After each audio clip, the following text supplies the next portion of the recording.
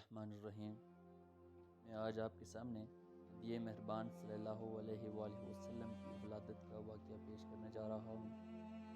اس طرح نبی مہربان صلی اللہ علیہ وآلہ وسلم کی ولادت ہوتے ہی اوان کسریٰ کے 14 کنگن گر گئے، مجوس کا آتش کدہ ٹھنڈا ہو گیا۔ یہ سب کچھ جاننے کے لیے آپ میرے ساتھ ویڈیو کے آخر تک رہیے گا۔ اگر آپ میرے اس چینل پہ نئے ہیں تو میرے اس چینل کو سبسکرائب کرنا مت بھولیے گا۔ رسول اکرم صلی اللہ علیہ وآلہ وسلم مکہ میں شعیب بنی ہاشم کے اندر 9 ربیع الاول صبح کے وقت پیدا ہوئے۔ اس وقت نوشیروان کے تخت نشینی کا 40واں سال تھا۔ 20 یا 22 اپریل 571 کی تاریخ تھی۔ ابن سعد کی روایت ہے کہ رسول اکرم صلی اللہ علیہ وآلہ وسلم کی والدہ نے فرمایا، جب آپ کی ولادت ہوئی تو میرے جسم سے ایک نور نکلا جس سے ملک شام کے مہر روشن ہو گئے۔ امام احمد نے حضرت عباس بن سارہ سے تقریباً اسی مضمون کی ایک روایت نقل فرمائی ہے۔ بعض روایات میں بتایا گیا ہے کہ ولادت کے وقت بعض واقعات نبوت کے پیش خیمے کے طور پہ ظہور پذیر ہوئے، یعنی ایوان کسریٰ کے 14 کنگن گر گئے، مجوس کا آتش کدہ ٹھنڈا ہو گیا، بحیرہ ساوا خشک ہو گیا اور اس کے گرجے منہدم ہو گئے۔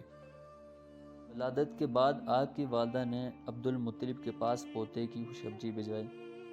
وہ شادان اور فرحان تشریف لائے۔ آپ کو خانہ کعبہ میں جا کر اللہ تعالیٰ سے دعا کی، اللہ کا شکر ادا کیا، آپ کا نام محمد تجویز کیا۔ نام عرب میں معروف نہ تھا۔ عرب دستور کے مطابق 7ویں دن ختنہ کیا۔ عرب کے شہری باشندوں کا دستور تھا کہ وہ اپنے بچوں کو شہری امراض سے دور رکھنے کے لیے دودھ پلانے والی بدوی عورتوں کے حوالے کر دیا کرتے تھے تاکہ ان کے جسم طاقتور اور اعضاء مضبوط ہوں اور ساتھ میں خالص اور ٹھوس عربی زبان سیکھ لیں۔ اسی دستور کے مطابق عبد المطلب نے دودھ پلانے والے دائیا تلاش کیے۔ نبی مہربان صلی اللہ علیہ وآلہ وسلم کو حضرت حلیمہ بنت ابو ذؤیب کے حوالے کیا۔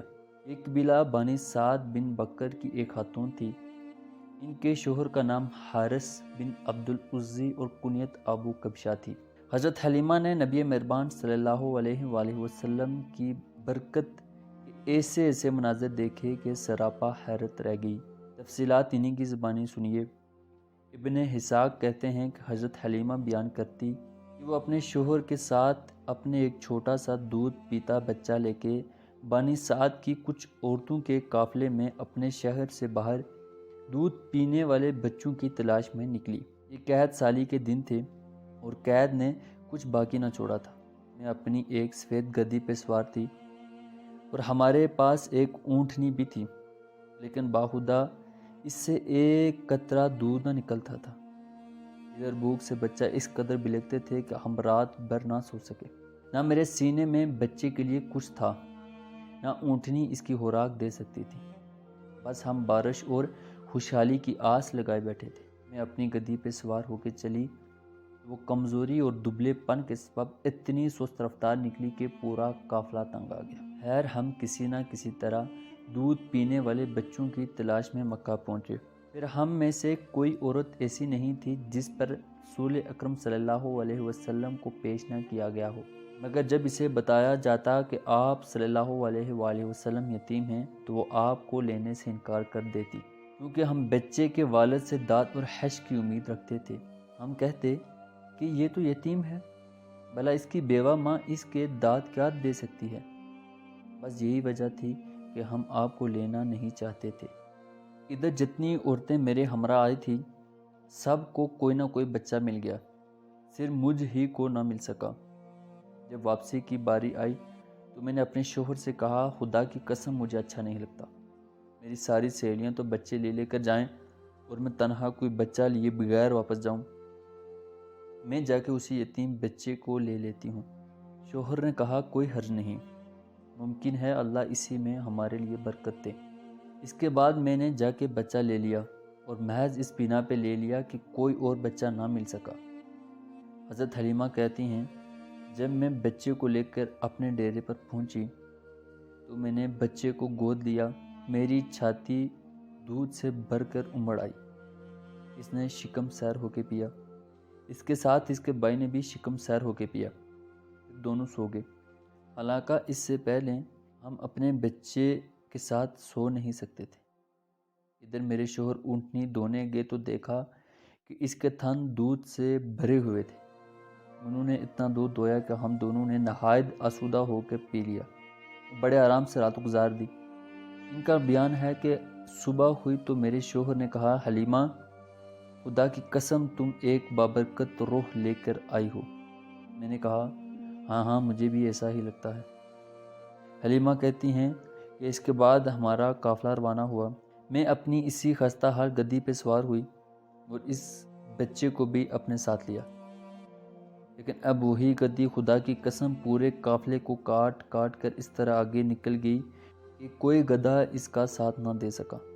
یہاں تک میری سہیلیاں مجھ سے کہنے لگی، او ابو ذہب کی بیٹی، ارے یہ کیا ہے؟ ذرا ہم پہ مہربانی کر، اور یہ تیری وہی گدی تو ہے جس پہ تو سوار ہو کے آئی تھی؟ میں کہتی ہاں با خدا یہ وہی ہے۔ پھر وہ آپس میں کہتی یقیناً اس کا کوئی خاص معاملہ ہے۔ پھر ہم بنو سعد میں اپنے گھروں کو آگے۔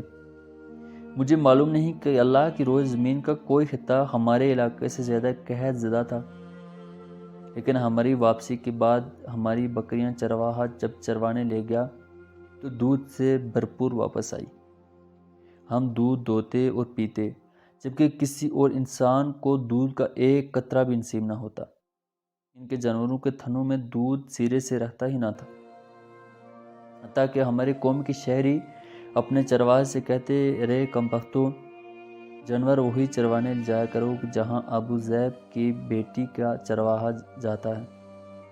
لیکن تب بھی ان کی بکریاں بھوکی واپس آتی، ان کے اندر ایک قطرہ دودھ نہ رہتا، جبکہ ہماری بکریاں آسودہ اور دودھ سے بھرپور واپس آتی۔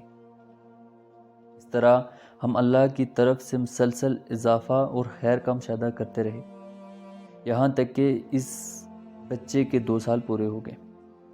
میں نے دودھ چھڑوا دیا۔ یہ بچہ دوسرے بچوں کے مقابلے میں اس طرح بڑھ رہا تھا کہ 2 سال پورے ہوتے ہی کھڑا ہوا اور چلنے لگا۔ اس کے بعد ہم اس بچے کو اس کی والدہ کے پاس لے گئے، لیکن ہم اس کی جو برکت دیکھتے آئے تھے، اس کی وجہ سے ہماری انتہائی خواہش یہی تھی کہ وہ ہمارے پاس رہے۔ چنانچہ ہم نے اس کی ماں سے گفتگو کی۔ میں نے کہا کیوں نہ آپ اپنے بچے کو میرے پاس ہی رہنے دیں، ذرا مضبوط ہو جائے، کیونکہ مجھے اس کے مطابق مکہ کی وبا کا خطرہ ہے۔ غرض ہماری مسلسل اصرار پر انہوں نے بچہ ہمیں واپس دے دیا۔ یہ آج آپ کے سامنے پورا واقعہ ولادت باسعادت آپ کی خدمت میں پیش کیا۔ اگر آپ کو ہمارا یہ واقعہ پسند آیا تو آپ کمنٹ سیکشن کے اندر ہمیں ضرور انفارم کیجیے گا۔